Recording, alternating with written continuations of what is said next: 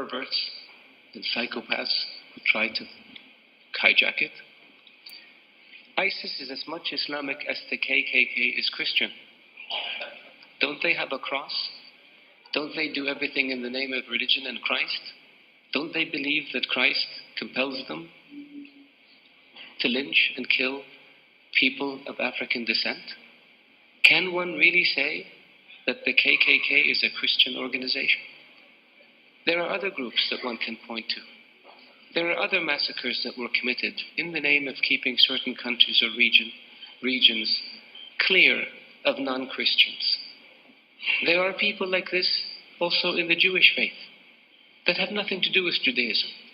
There are people like this in the Hindu faith that have nothing to do with Hinduism. For anyone to argue that Daesh is Islamic is preposterous. In the Islamic faith, the Quran reveals that you have your faith and I have my faith. And you're free to practice your faith and I'm free to practice mine. What greater sign of tolerance and acceptance do you have than this? In the Islamic faith it says, he who kills an innocent soul is as if he has killed all of humanity. And he who saves an innocent soul is as if he saved all of humanity. What better example of compassion and mercy do you have than this? So if you look at what Daesh says and you say it's in the scriptures, doesn't the Old Testament say an eye for an eye and a tooth for a tooth? If somebody does it today, would you say they were Christian or they were Jewish?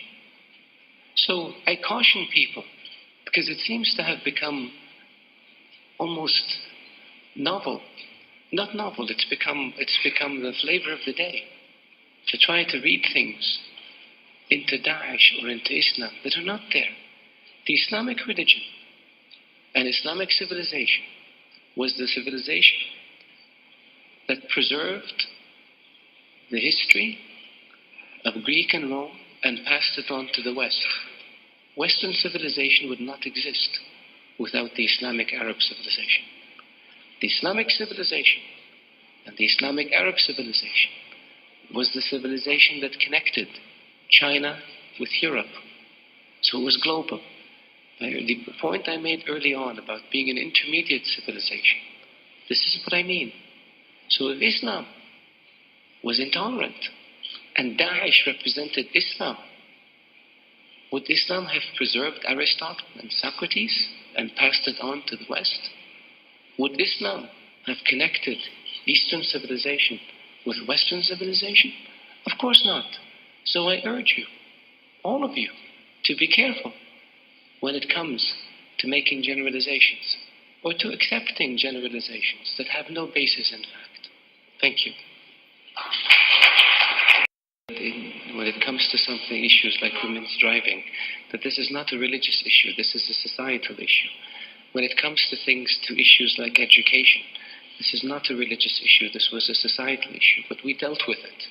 And we went from no schools for women in 1960 to universal education to where today 55% of college students in Saudi Arabia are women. I can give you another statistic, but it would embarrass me as a Saudi male. More than 60% of graduate students in Saudi Arabia are women. Some of our top doctors and engineers and lawyers and business people are women. So the opportunities are there.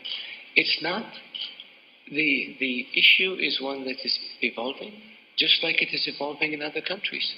America, one of the world's great democracies, gained its independence, my mathematics is not very good, 220 years ago? 1776, 250 years ago almost. It took 100 years before women were given the right to vote. It took another 100 years before a woman was elected Speaker of the House. I'm not saying give us 200 years. I'm just saying be patient. And when it comes to societal change, in every society, people tend to look at where they are now, and they think everybody should be with us. Again, I will quote America, maybe because I spent so much of my life there. America was independent in 1776. The Republic was founded, 2 decades later? It took almost 80 years before slavery was abolished. It took 100 years before there was a civil rights movement. And it took another 3 decades before you had real racial equality in America.